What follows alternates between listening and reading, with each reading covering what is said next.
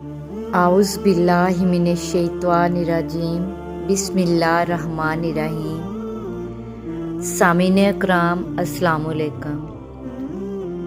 सामीन कराम, हज़रत अय्यूब अलैहिस्सलाम अल्लाह ताला के बरगज़ीदा बंदे और नबी थे। मौरखीन बयान करते हैं कि अय्यूब अलैहिस्सलाम एक साहिब सरवत इंसान थे। आपके पास हर किस्म का माल मौजूद था, मसलन गुलाम, जानवर, घोड़े, मवेशी वगैरह। और हुरान शाम के इलाके में वसी अराज़ी के कतात भी थे। इसके अलावा आपकी बीवियां और बहुत से बच्चे भी थे। आपसे ये सब कुछ छिन गया और आपको सख्त आजमाइश से दो चार कर दिया गया। ये अल्लाह ताला की तरफ से आप पर आजमाइश का टाइम था। आप अलैहिस्सलाम ने इस पर भी अल्लाह की रज़ा के लिए सब्र किया और दिन रात सुबह शाम अल्लाह का जिक्र करते रहे। आजमाइश की मुद्दत तवील होती गई, हत्ता के दोस्त यार साथ छोड़ गए और आपसे दूर दूर रहने लगे। आपसे मिलना जुलना छोड़ दिया। इस वक्त आपकी खिदमत करने के लिए सिर्फ आपकी ज़ौजा मोहतरमा बाकी रह गई। इसके अलावा आपकी बीवियां और बहुत से बच्चे भी थे। आपसे ये सब कुछ छिन गया और आपको बहुत सी तकलीफ का सामना करना पड़ा। इन्होंने आपके गुज़श्ता एहसानात और शफ़क़त को फरामोश ना किया। आपकी ये ज़ौजा मोहतरमा जो आपके पास रह गई थी, चनाचा वो आपकी खिदमत में हाजिर हुआ करती थी और आपकी ज़रूरियात पूरी फरमाती, हत्ता के क़ज़ाए हाजत में भी मदद देती। आहिस्ता आहिस्ता इनका माल ख़त्म हो गया। वो आपकी ग़ज़ा और दुआ का बंदोबस्त करने के लिए उजरत पर दूसरों के काम करने लगी। उन्होंने माल और औलाद से महरूमी पर भी सब्र किया और खावंद पर आने वाली मुसीबत को बड़े सब्र से बर्दाश्त किया। कभी वो तरह तरह की नेमतों से माला माल थी और उनका बेहद एहतराम किया जाता था। फिर तंग दस्ती आई और उन्हें लोगों की खिदमत करना पड़ी। इसके बावजूद साबित कदम रही। नबी करीम सल्लल्लाहु अलैहि वसल्लम का इरशाद है, सबसे सख्त आजमाइश इंबिया कराम अलैहिस्सलाम पर आती हैं, फिर ज़्यादा नेक लोगों पर, फिर जो उनसे कम दर्जे के हों। मज़ीद इरशाद नबवी है, इंसान पर इसके दीन के मुताबिक आजमाइश आती है। अगर वो दीन में मजबूत हो तो उसकी आजमाइश में भी इजाफा हो जाता है। हज़रत अय्यूब अलैहिस्सलाम की आजमाइश जिस कदर शदीद होती गई, आपके सब्र शुक्र और इस्तकामत में इस कदर इजाफा होता गया, हत्ता कि आपका सब्र भी ज़रबल मिसल बन गया और आपके मसाइब भी। बाइबल में हज़रत अय्यूब अलैहिस्सलाम के मालो औलाद ख़त्म हो जाने और जिस्मानी बीमारी में मुब्तला होने का वाक़या बहुत तफसील से बयान किया गया है। अल्लाह बेहतर जानता है कि इसमें किस कदर बातें दुरुस्त हैं। हज़रत मुजाहिद का कौल है कि सबसे पहले अय्यूब अलैहिस्सलाम चीचक के मर्ज़ में मुब्तला हुए थे। आपकी आजमाइश कितना अरसा जारी रही, इसके बारे में उलमा से मुख्तलिफ अक़वाल मरवी हैं। हज़रत वहाब रज़ी अल्लाह तआला अन्हा ने फरमाया, आप पूरे 3 साल इस कैफियत में रहे, न कम न ज़्यादा। हसन और कतादा फरमाते हैं, आपकी आजमाइश की मुद्दत 7 साल चंद माह थी। हज़रत हमीद रहमतुल्लाह फरमाते हैं, आप 18 साल बीमार रहे। सदी रहमतुल्लाह कहते हैं, आपके जिस्म से गोश्त जड़ गया था, सिर्फ हड्डियां और पट्टे बाकी रह गए थे। आपकी ज़ौजा मोहतरमा राख लाकर आपके नीचे डालती थी। जब एक तवील अरसा इसी हालत में गुजर गया तो आपकी ज़ौजा मोहतरमा हमेशा इसी कोशिश में रहती कि आप किसी न किसी तरह दोबारा तंदुरुस्त हो जाए। इमाम अहमद ने किताबुल ज़ैद में इब्ने अब्बास से रवायत किया है कि हज़रत अय्यूब की बीमारी के ज़माने में एक बार शैतान एक तबीब की शक्ल में हज़रत अय्यूब की बीवी को मिला। اس نے طبیب سمجھ کر علاج کی درخواست کی اور اس نے کہا اس شرط سے علاج کرتا ہوں کہ اگر ان کو شفا ہو جائے تو تم یوں کہہ دینا کہ یہ شفا میں نے دی ہے، اس کے علاوہ میں کچھ نذرانہ نہیں چاہتا۔ شیطان کا کام تو بہکانا تھا، وہ آپ کی بیوی کے دل میں یہ بات ڈال گیا۔ آپ کی بیوی آپ کے پاس تشریف لے گی اور آپ سے فرمانے لگی کہ اگر آپ کو تندرستی ملتی ہے تو کیا ہی کہنے، آپ بس ایک بار کہہ دیجئے گا کہ یہ شفا اس طبیب کی وجہ سے ہوئی ہے۔ حضرت ایوب علیہ السلام جو جان چکے تھے کہ اس کی بیوی شیطان کے بہکاوے میں آ گئی ہے، وہ بہت زیادہ ناراض ہوئے اور قسم کھائی کہ جب تندرست ہو جائیں گے تو اپنی بیوی کو اس شرک کی وجہ سے 100 کوڑے سزا کے طور پر ماریں گے۔ پھر جب حضرت ایوب علیہ السلام کی بیماری کو ایک طویل عرصہ گزر گیا اور آپ اسی حالت میں رہے تو آپ کی بیوی نے عرض کیا اپنے رب سے دعا کیجئے کہ وہ آپ کی مصیبت دور کر دے۔ آپ نے فرمایا میں نے 70 سال صحت کی حالت میں گزارے ہیں تو کیا مجھے اللہ کے لیے 70 سال صبر نہیں کرنا چاہیے؟ زوجہ محترمہ یہ جواب سن کر بہت پریشان ہوئی، کیونکہ وہ لوگوں کی خدمت کر کے اس کی اجرت سے ایوب علیہ السلام کے کھانے کا بندوبست کرتی تھی۔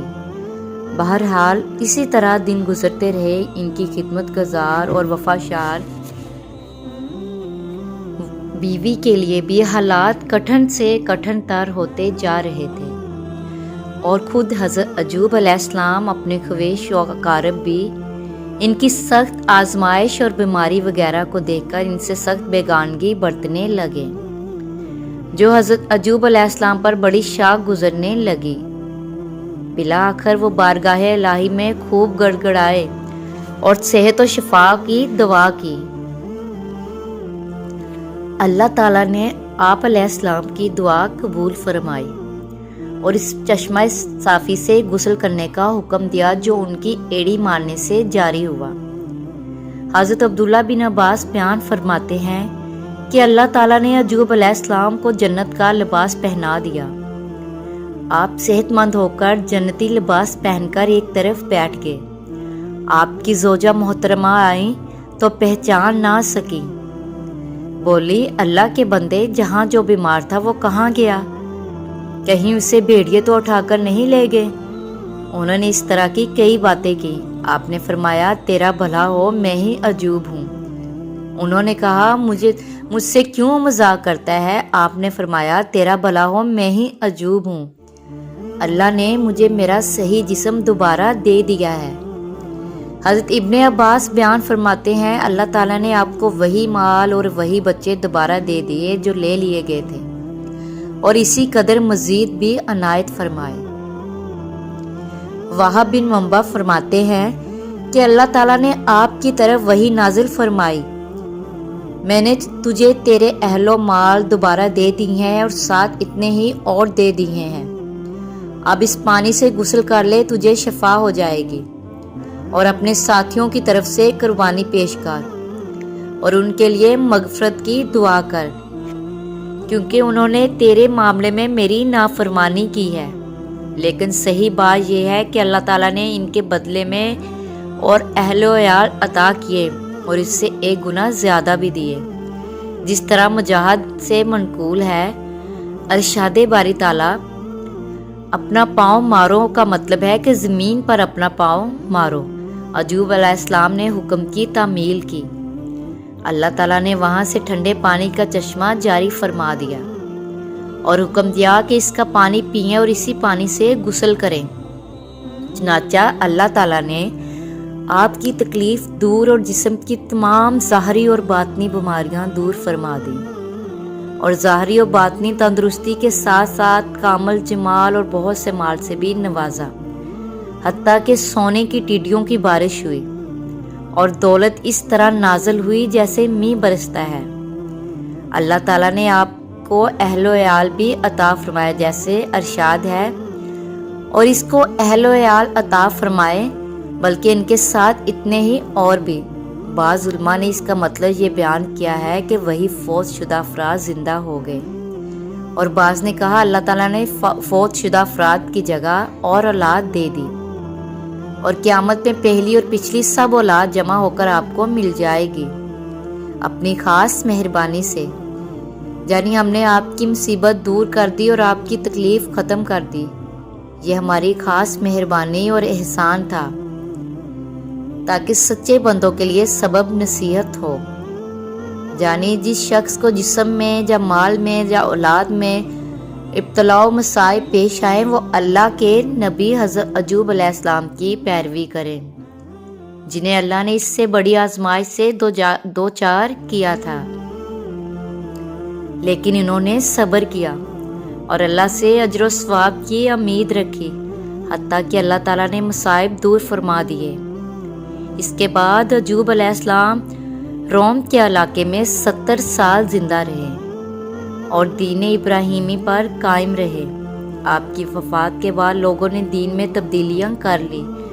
ارشاد باری تعالیٰ ہے، اور اپنے ہاتھ میں تنکوں کے ایک مٹھا لے کر مار دے اور قسم کے خلاف نہ کر۔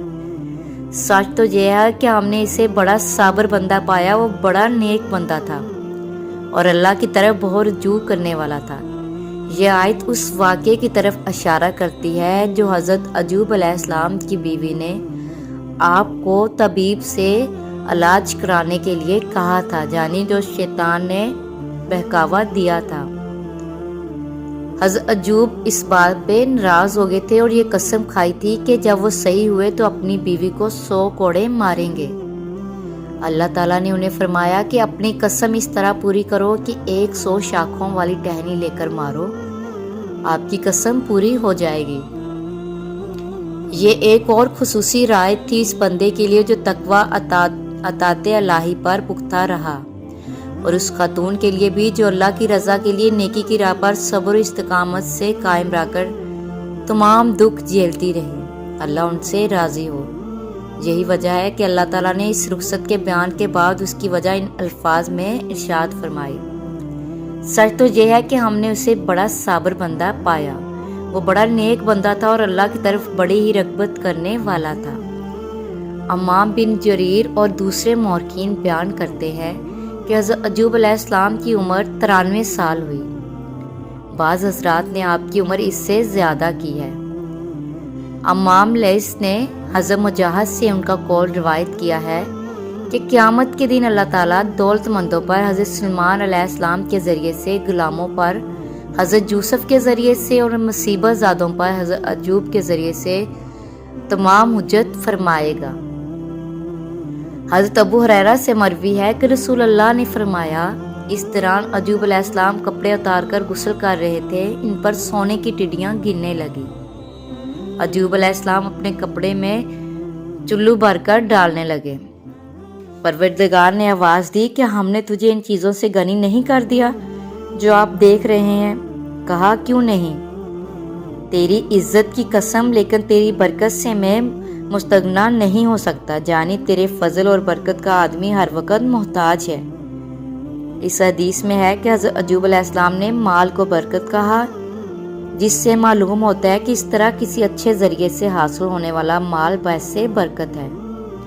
حضرت ایوب کے متعلق قرآن میں مختصر بیان موجود ہے کہ اللہ تعالیٰ نے فرمایا، ایوب علیہ السلام کی اس حالت کو یاد کرو جب اس نے اپنے پروردگار کو پکارا کہ مجھے یہ بیماری لگ گئی ہے اور تو رحم کرنے والوں سے زیادہ رحم کرنے والا ہے، تو ہم نے اس کی سب سن لی اور جو دکھ انہیں تھا اسے دور کر دیا اور اس سے اہل و عیال عطا فرمائے، بلکہ ان کے ساتھ ویسے ہی اور اپنی خاص مہربانی سے، تاکہ سچے لوگ توبہ کر سکیں اور سچے بندوں کو نصیحت ہو۔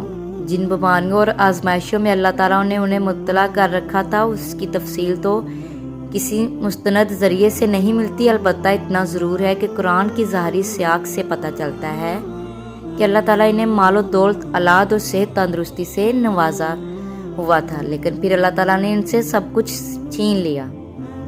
پھر ایک مدت کے بقول محققین 18 سال کے بعد ان سے آزمائشوں کو دور کیا اور انہیں اس صبر کے نتیجے میں جو انہوں نے اس عرصے کے دوران کیا اور صرف اللہ کو ہی مدد کے لیے پکارا، اللہ تعالیٰ نے انہیں وہ تمام نعمتیں دوبارہ عطا فرما دی جو پہلے عطا کی ہوئی تھی۔